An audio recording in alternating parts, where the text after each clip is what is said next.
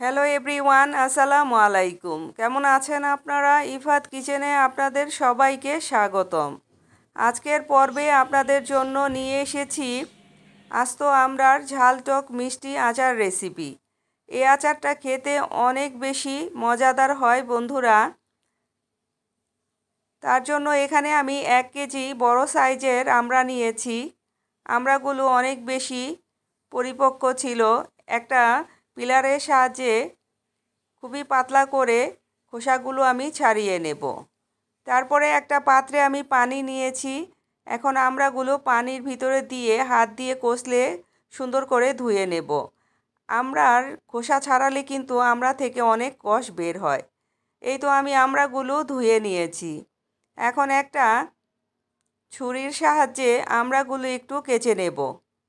এভাবে যদি আমড়াগুলো কেচে নেন তাহলে আমড়ার ভিতরে লবণ, মশলা, তেল খুব সুন্দর করে ঢুকতে পারবে আর আচারটাও হবে অনেক বেশি সুস্বাদু। এখন এখানে আমি শুকনা মশলা কিছু অ্যাড করব। 1 চা চামচ লবণ, 1 চা চামচ মরিচের গুঁড়া, আধা চা চামচ হলুদের গুঁড়া দিয়েছি।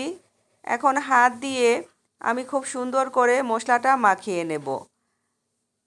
মশলাটা মাখানো হয়ে গেছে, এক সাইডে রেখে দিয়ে আমি এখানে 1 টেবিল চামচ পাঁচফোড়ন, 3টা শুকনা মরিচ ব্লেন্ড করে নেব।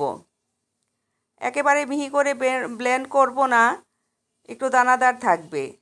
এই আচারটা তৈরি করতে আমার আরও লাগবে আধা কাপ চিনি, 1 কাপ তেল, আধা কাপ তেঁতুলের কাঠ। চুলায় একটা প্যান বসিয়ে নিয়েছি, তেলটা দিয়ে দিয়েছি। তেলটা গরম হয়ে গেছে। এখন এখানে 3টা শুকনা মরিচ, 5-6টা রসুনের কোয়া দিয়েছি। হালকা একটু ভেজে নেব। তারপরে আধা টেবিল চামচ আদা বাটা দিব। দেওয়ার পরে হালকা একটু ভেজে নেব। এখন এই তেলের মধ্যে মশলা মাখানো আমড়াগুলো এক এক করে দিয়ে দেব। আমার রেসিপিটা যদি আপনাদের ভালো লাগে প্লিজ আমার চ্যানেলটাকে সাবস্ক্রাইব করবেন, লাইক, কমেন্ট, শেয়ার করে আমার পাশে থাকবেন। বেশ কতদিন ধরে অনেক বৃষ্টি, ভালো লাগে না। আজকে সকালবেলা উঠে দেখি খুব সুন্দর একটা রোদ উঠেছে, অনেক বেশি ভালো লাগছে আলহামদুলিল্লাহ। এর মধ্যে আমড়াগুলো একটু হালকা ভেজে নিয়েছি। এখন এখানে চিনি, তেঁতুলের কাঠ, ব্লেন্ড করা মশলাটা দিয়ে দিয়েছি আর দিয়েছি আধা চা চামচ মরিচের গুঁড়া। এখন নেড়ে চেড়ে খুব সুন্দরভাবে একটু মিশিয়ে নেব মশলাগুলো। তারপরে এখানে 1 চা চামচ বিট লবণ, 1 টেবিল চামচ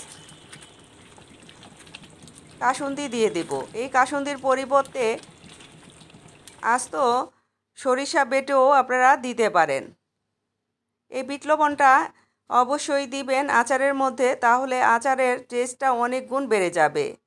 একটু নেড়ে চেড়ে নেওয়ার পরে এখানে 1 কাপ পানি অ্যাড করব আমড়াগুলো সিদ্ধ করার জন্য। বলক আসার পর 20 মিনিট মিডিয়াম লো হিটে রান্না করে নেব। ঢাকনা তুলে নিয়েছি। এখন একটু নেড়ে চেড়ে নিচ্ছি, আর ঢেকে দেব না। নেড়ে চেড়ে নেওয়ার পরে এখানে সাদা ভিনেগার দিব 1 টেবিল চামচ। এই ভিনেগারটা অবশ্যই দিবেন, তাহলে আচারটা নষ্ট হবে না, বেশ অনেক দিন রেখে খেতে পারবেন। মিডিয়াম হিটে আমি জাল করে নিচ্ছি। গ্রেভিটা একটু পাতলা আছে, আর একটু জাল করে নেব।